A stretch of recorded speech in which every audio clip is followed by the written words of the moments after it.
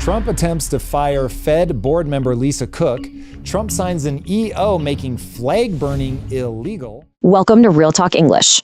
You are clamping down too hard. When you make something sacred in your own heart, that's one thing. When you are trying to make it sacred to everybody else, that's a totally different thing. You know that feeling when you're listening to a native speaker and they're talking a mile a minute about really complex stuff? Well, today, we're going to clear all that up. We're breaking down a super passionate talk from Tom Bilyeu, where he connects power, politics, and the economy. But when you start trying to take something that's already been adjudicated by the Supreme Court and like inch a little bit closer, it really is just, I mean, I don't want to bandy around authoritarian. It's just overreach. Let's jump right in. So here's our game plan. We're going to look at 4 big ideas: the whole tug of war between a president and the central bank, the superheated debate around free speech, whether the government should get involved in private companies, and why the businesses all around us are starting to look, well, different. And then we'll wrap it all up with the new words and key takeaways. All right, let's get into our first topic: Trump, the Fed, and power. Tom Bilyeu kicks things off by diving into a situation where political muscle meets economic control, and he asks some really tough questions about who's actually supposed to be in charge. So Tom starts off talking about former President Trump trying to influence the Federal Reserve. But before he even gets into all the economic details, he lays down this foundational belief about how society should work. It's a pretty powerful statement. The key phrase here is run rampant. So what does that mean? Well, when something, usually something bad, is running rampant, it means it's spreading like wildfire, totally uncontrolled and causing harm.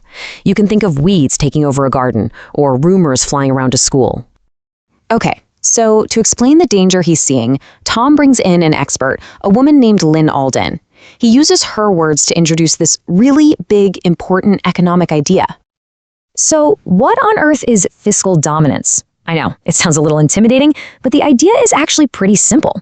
It's when a government has so much debt that what the central bank does, well, it doesn't really matter anymore. The government spending just takes over and becomes the only game in town. Next up, the conversation takes a sharp turn from who controls the money to who controls ideas. We're diving into free speech and sacred symbols and trying to find that blurry emotional line between a protest and a provocation. This is where things get really intense. The debate is about an order related to flag burning. Pay close attention to the specific phrase Tom pulls out here, because it's really at the heart of the whole argument, both legally and morally. And that key phrase is to incite violence. To incite just means to stir up or to encourage something. So inciting violence isn't just you having an opinion. It's you actively trying to get other people to be violent. Big difference. Now, to really dig into this, Tom makes a pretty bold comparison: burning the American flag versus burning the Quran. Now, legally, both are considered protected speech, but they push very different buttons, right? One is about national pride, the other is about religious belief. Tom's point here is to make us ask, are we being consistent with our principles? And right on cue, the speaker challenges whether people's outrage is consistent, and he uses a super common English idiom to describe how people might react. And that's our idiom, up in arms. When a group of people is up in arms about something, it means they are seriously angry, totally outraged, and ready to protest or fight back. It's a great way to describe collective anger. All right, let's pivot to section 3, the government's role in business. Here, the focus shifts again. This time to the pretty risky situation that happens when the line between government and private companies starts to get really blurry. So the discussion turns to a proposal for the government to actually own a part of the tech company Intel. Tom's take on this is interesting. He doesn't see it as a political move. He sees it as a business deal. The word he keeps coming back to is leverage. In business, leverage is your power. It's your advantage. It's what allows you to influence a negotiation to get the outcome you want. It's all about having the upper hand. You know, when you're talking about these really complicated issues, it can be hard to separate all the different arguments. The host uses a really fantastic phrasal verb here to ask how we can do that. It's a great one to have in your toolbox. And that phrase is to tease apart. I love this one. It means to carefully untangle a complex problem so you can look at each piece one by one. Imagine a tangled knot of threads, and you're gently teasing each one apart to see how it all fits together. Okay, let's get to our final topic. We're going to zoom out now, away from specific political fights, and look at the bigger picture of capitalism and identity. And it all starts with a simple question. Why do all these businesses look so plain now? So Tom explains this brilliant concept called the gray box theory. It goes like this. A company, like the old Pizza Huts with those iconic red roofs, builds a really unique building. But what happens if they go out of business? Well, nobody else wants that building. So now companies just build simple, boring gray box buildings because they're way easier to sell or rent to someone else later. It's all about efficiency. Tom then uses a really powerful word to capture that feeling of sadness people have when they see all this unique character just vanish for the sake of profit. He is lamenting.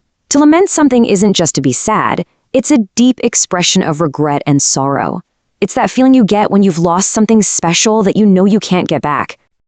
And finally, Tom gets to the heart of why those older companies felt so different. He brings up a key idea that really explains the whole gray box thing. He says that founders are usually mission-driven. This is a huge concept. It means they're motivated by a bigger purpose, a set of values, not just by the bottom line. And he suggests that this focus on a mission is what created all that unique character we're now losing.